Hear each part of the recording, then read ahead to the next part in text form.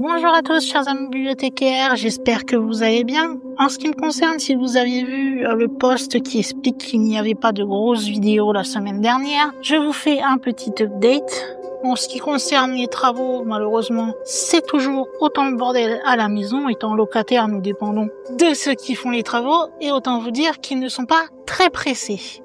Et en ce qui concerne mon papa qui était parti à l'hôpital, je suis heureuse de vous dire qu'il est rentré. Il a subi une légère opération et maintenant il a juste quelques petits cachets à prendre et normalement dans les jours qui viennent, tout devrait rentrer dans l'ordre pour lui. En tout cas, je remercie ceux qui ont pensé à lui pendant cette période et à moi et à ma maman en même temps. Maintenant que ce petit update est fait, je peux avec vous évoquer un autre sujet du jour, qui je crois est ce qui vous intéresse le plus au final, et qui va nous emmener à la rencontre d'une jeune femme du nom de Tina, qui, il y a peu, s'est retrouvée à la une de certains tabloïds pour avoir raconté son expérience de mort imminente qu'elle aurait vécue en 2018. C'est donc ce que je vais évoquer avec vous. Tina raconte son expérience de mort imminente plusieurs jours après son accouchement. Mais avant bien sûr de vous en dire plus, comme d'habitude, on ne change pas, je vous conseille de vous installer bien, confortablement, de prendre quelques petites choses à grignoter, un petit truc à boire, de soit continuer ce que vous étiez en train de faire si vous avez l'habitude de m'écouter en façon podcast sans regarder la vidéo, ou sinon, de vous installer tranquillement avec des petits écouteurs et de vous mettre face à la vidéo et vous allez connaître un petit peu plus ce qui est arrivé à cette fameuse Tina. Si vous êtes installé bien confortablement et prêt à en savoir plus, je vais pouvoir commencer. Tout cela a débuté alors que Tina faisait tout simplement une randonnée en pleine nature. Ce qui, à ce moment-là, devait être un moment paisible entre elle et son mari, s'est malheureusement transformé en balade avec une tournure assez dramatique à la fin. Puisque malheureusement, lors de cette randonnée, Tina va être victime d'une crise cardiaque soudaine et elle va frôler la mort. Elle va nous raconter son histoire, aussi troublante que captivante. L'histoire de Tina a été rapportée dans quelques journaux en ligne et j'ai pu donc aller glaner quelques informations à droite à gauche pour faire cette vidéo et vous en dire un petit peu plus sur ce qui s'est exactement passé ce jour-là. Il faut savoir qu'à la base, Tina Heinz est mère de 4 enfants. Elle a toujours été quelqu'un qui était en bonne santé, elle avait une alimentation équilibrée et pas d'antécédents de problèmes cardiaques. Donc, rien ne prévoyait ce qui va lui arriver par la suite. En février 2018, Tina, avec son mari Brian, décide de partir en randonnée près de Phoenix, en Arizona.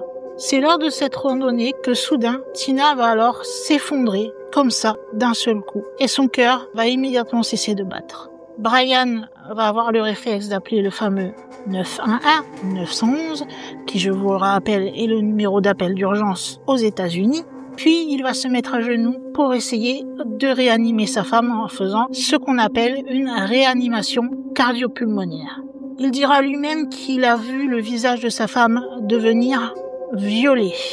Sur azfamily.com, il dit, je le cite, « Ses yeux ne se fermaient pas et ils étaient comme retournés dans sa tête. Elle était violette et ne faisait pas de bruit. Elle ne respirait pas. » Brian, en attendant les secours, tente inlassablement de réanimer sa femme en pratiquant le massage cardiaque et cela à plusieurs reprises. Grâce à cela, Tina va réussir à se réveiller 2 fois. Mais malheureusement, elle va se réveiller pour reperdre de nouveau connaissance. Elle sera ensuite emmenée aux urgences par les secours, où là aussi, elle sera plusieurs fois réveillée pour finir par reperdre connaissance. D'ailleurs, on sait, selon les secours qui sont arrivés rapidement sur place, lorsqu'ils vont prendre le relais, ils ont dit que sur le chemin du lieu de l'accident jusqu'à l'hôpital, le cœur de Tina va s'arrêter 2 autres fois. En tout, si l'on additionne les fois où son cœur s'est arrêté, elle va être déclarée cliniquement morte pendant près de 27 minutes. Ce n'est qu'au bout de ces 27 minutes et ces réanimations qui n'en finissaient pas que les médecins vont réussir à enfin stabiliser son état. Et pour cela, ils vont utiliser un défibrillateur Et ce n'est qu'au bout de la 6e fois que le cœur de Tina va se remettre à battre et cette fois-ci ne plus s'arrêter. Un pompier de Phoenix va déclarer: nous avons fini par la réanimer 3 fois sur les lieux et 2 fois en route. Je n'avais jamais réanimé personne 5 fois. Un autre secouriste présent dira: c'est une de ces interventions qu'aucun de nous ne peut oublier. J'ai été témoin d'un miracle. C'est comme ça que je vois les choses. Tina va donc arriver à l'hôpital, sera installée et elle va se réveiller. À ce moment-là, elle est encore intubée. Autant vous dire, pour m'être réveillée intubée, que c'est très désagréable. Elle ne pouvait donc pas parler, ce qui est logique, mais elle voulait à tout prix dire quelque chose à sa famille qui était là à son chevet. Elle va donc essayer de mimer par geste qu'elle veut un papier et un stylo pour leur écrire quelque chose. Au début, sa famille va la regarder un peu perplexe en se disant: mais qu'est-ce qu'elle veut? Pourquoi elle bouge autant que ça? Mais ils finissent quand même par lui ramener une feuille de papier et un stylo. Tina va alors essayer, avec des mains tremblotantes, de tracer plusieurs lettres sur cette feuille de papier. Et lorsque l'on essaie de déchiffrer, je ne sais pas si vous arrivez comme moi à le lire, on peut voir qu'elle a écrit « It's real », ce qui veut dire en français « c'est réel ». Lorsqu'il voit cela, Brian ne sait pas comment réagir et il essaie de comprendre ce que sa femme veut bien vouloir dire avec cela. Il lui demande: qu'est-ce qui est réel? La douleur? L'hôpital? Tina lui répond en secouant la tête que non, ce n'est pas ça. C'est alors que leur fille va poser la question suivante à sa mère. Le paradis? C'est à ce mot que Tina va acquiescer fermement. Oui, c'est bien cela qu'elle voulait dire, le paradis est réel, il existe. Plus tard, son histoire va être partagée et elle sera invitée sur différentes chaînes de télévision, dont une chaîne de télévision chrétienne. Elle va donc évoquer son histoire sur la chaîne de télévision Christian Broadcasting. Tina va alors assurer qu'elle a fait un séjour au paradis pendant que son cœur s'était arrêté. Je vous rappelle, ce coma ou ce cœur qui s'est arrêté qui aurait duré au total 27 minutes, ce qui n'est pas rien encore une fois. Et elle va expliquer ce qu'elle y a vu dans ce paradis. Elle dit qu'elle s'est retrouvée dans un lieu magnifique, baigné de lumière et d'amour, et qu'à un moment elle s'est retrouvée devant des portes dorées, et que alors là elle a vu une silhouette amicale qu'elle pense être Jésus. Elle dit de lui: il se tenait là, les bras grands ouverts. Derrière lui, il y avait cette incroyable lueur. On peut d'ailleurs retrouver cette citation dans un article qu'a écrit The Sun et qui a justement évoqué cette histoire de voyage de l'au-delà de Tina Hines. Elle va aussi se souvenir d'un sentiment de paix et elle confiera: c'était si réel, les couleurs étaient si vives. Pour certains, cela ne veut pas forcément dire grand-chose, mais il faut avouer que ce témoignage fait quand même écho à de nombreux récits d'EMI ou expériences de mort imminente, où on parle souvent de ces fameuses visions de lumière ou de cette sensation de sérénité, voire même de ce qu'elle évoque de cette connexion spirituelle. Ce qui va rendre le cas de Tina assez particulier, ça va être en fait la précision des souvenirs qu'elle va garder de ce voyage dans l'au-delà et de ce qu'elle dit être le paradis. Et ce qui est le plus fort chez elle lorsqu'elle s'est réveillée, c'est pour ça qu'elle va aller dans les émissions et porter son témoignage dans les journaux et parler de ce qu'elle a vécu sans problème, c'est qu'elle a un besoin immédiat de pouvoir partager ce qu'elle a vécu et le message qu'elle pense avoir reçu en étant dans ce fameux paradis. Je ne vous cache pas que lorsque les médecins ont su ce que supposément avait vécu Tina, aussi bien ce qu'elle dit être le paradis, mais aussi le fait de ces 27 minutes dans lesquelles elle était comme morte, eh bien ils ont été assez déconcertés par son cas.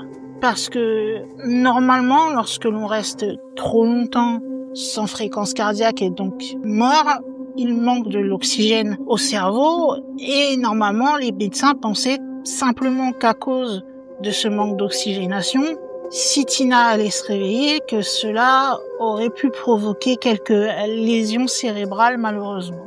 Et là où ils n'en reviennent pas, c'est que lorsque Tina s'est réveillée seulement un jour plus tard après s'être effondrée, lorsqu'ils l'ont examinée, tous ses signes vitaux étaient revenus à la normale. Là où il pensait qu'elle aurait dû souffrir théoriquement, encore une fois, dû au manque d'oxygénation du cerveau, de lésions cérébrales, elle n'avait rien du tout. C'était comme si elle n'était même pas, entre guillemets, morte pendant ces 27 minutes. Au final, Tina va sortir de l'hôpital 4 jours après ce fameux jour fatal où elle est tombée lors de sa randonnée à cause d'une crise cardiaque. Mais elle n'est plus la même Tina. Elle dit elle-même que l'expérience qu'elle a vécue, ce voyage qu'elle pense avoir fait dans ce fameux paradis aussi magnifique, c'est quelque chose qui l'a changée à jamais. Quelques semaines après son séjour à l'hôpital, elle et Brian vont retourner voir le centre de secours qui s'est occupé d'elle et bien sûr remercier les intervenants qui ce jour-là étaient auprès d'elle et qui ont fait tout ce qu'ils ont pu pour la maintenir en vie, puis lui sauver la vie par la suite. Vous vous doutez que lors de ces retrouvailles, il y a eu beaucoup de larmes qui ont coulé, mais aussi de gros câlins et beaucoup d'amour de façon générale qui seront échangés entre ces services de secours et le couple. Comme elle veut partager son message et ne veut pas qu'elle soit juste un récit de Amy comme la majorité de ceux qui peuvent être racontés, elle va décider elle-même de partager son vécu et d'écrire un livre. Elle va appeler ce livre Heaven, It's Real. How Dying Changed Living. Donc en français, le paradis est réel. Comment mourir change la vie. Dans cet ouvrage, elle va en profiter pour raconter en détail cette rencontre qu'elle a fait avec la mort et expliquer comment cela a dans sa vie complètement modifié sa perception de la vie quotidienne. Elle va y aborder des thèmes comme par exemple la peur de la mort, les priorités dans la vie, comment vivre pleinement chaque instant. Mais on peut dire que le message principal qu'elle veut transmettre dans ce livre, c'est un message simple et percutant et que quelque part nous devrions tous avoir en tête sans être passés par ce genre d'épreuve. Et là je la cite, c'est « La vie est précieuse. Pour la suite après, soit l'on est croyant ou non, elle dit « Et le paradis existe vraiment ». En plus de son livre, elle va créer une newsletter sur laquelle elle va partager ses croyances et avec son époux Brian, elle va donner différentes conférences et prendre la parole lors de différents événements autour de la foi et de Jésus-Christ. C'est comme une sorte de nouvelle vocation qui est née à la suite de ce terrible accident et de son passage à l'hôpital et peut-être de sa rencontre avec Jésus au paradis. Voilà ce qu'il en est de toute l'histoire de Tina Hines. Sachez que sur les personnes qui subissent un arrêt cardiaque, il n'y a seulement que 10% de celles-ci qui survivent lorsqu'elles ne sont pas à l'hôpital. En fait, si les gens peuvent survivre dans la majorité des cas, c'est surtout grâce aux compétences en réanimation cardio-respiratoire, soit d'un proche qui a appris tout simplement à faire ce qu'il fallait, a pris des cours de secourisme, etc. et qui va pouvoir faire cette différence entre la vie et la mort. Et sur les personnes qui ont donc subi, on va dire, une mort avant de revenir, bien sûr, seulement entre 10 et 20%, on n'a pas vraiment un chiffre précis, donc de ces personnes qui sont parties pour revenir, auraient eu des visions claires et lucides lorsqu'elles étaient techniquement, médicalement mortes. Et c'est ce que les chercheurs appellent, ce que j'évoquais un peu plus tôt, cette fameuse expérience de mort imminente ou EMI en français. Si vous connaissez d'autres histoires de EMI, vous savez que dans la plupart des cas, plus il y a de détails, comme par exemple quelqu'un qui va être en bloc et qui va pouvoir donner quasiment au détail près la conversation qu'il y a eu entre l'infirmière et le médecin, dit avoir vu les gestes qu'il a fait sur lui ou sur elle, c'est un homme ou une femme bien évidemment.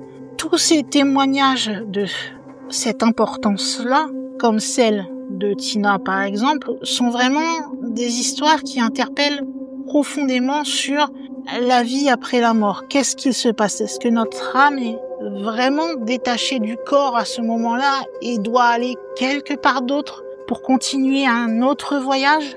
Après, c'est une question que l'on peut se poser, que l'on soit aussi bien croyant que agnostique, donc non croyant, ou bien même sceptique. Quand on entend ces gens parler, on peut se demander si vraiment, ce qu'elles ont vécu était réel. Surtout quand des personnes, encore une fois, sont capables de vous dire les discussions, de vous dire les gestes qui ont été faits, alors que techniquement, elles étaient mortes. Donc elles ne pouvaient pas entendre, elles ne pouvaient pas voir ce qui se passait théoriquement. Mais comment tout cela est possible? Il y a eu, je ne connais pas toutes les hypothèses, mais il y a eu l'hypothèse qu'il faisait tout simplement une sorte de rêve. Mais comment un rêve peut amener à des choses qui se sont passées dans la réalité?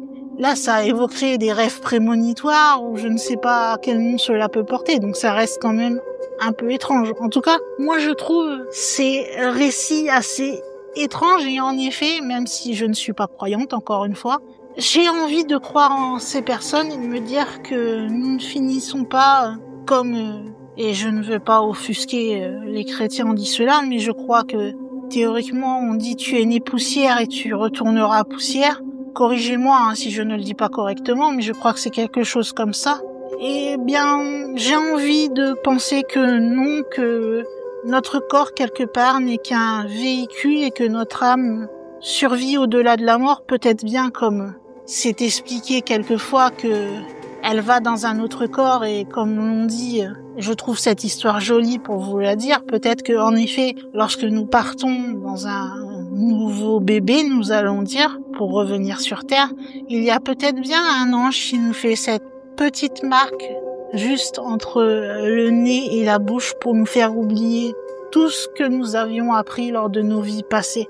Je ne sais pas s'il faut croire qu'un ange fait ça ou est-ce que c'est possible que nous passions de vie en vie en fait quelque part sans nous en rendre compte. En tout cas, voilà, ce qui est sûr, c'est que ces expériences amènent beaucoup de réflexions, comme vous le voyez. Moi, je me mets à réfléchir toute seule, là, dans ma chambre, en train de parler, à me poser des questions auxquelles, là, actuellement, quand j'enregistre, vous ne pouvez pas répondre. Mais vous pouvez me donner votre avis, bien sûr, en me disant dans les commentaires ce que vous en pensez. Peut-être essayer de m'éclairer un petit peu par rapport à cela, bien sûr. Moi, je suis ouverte à toute discussion.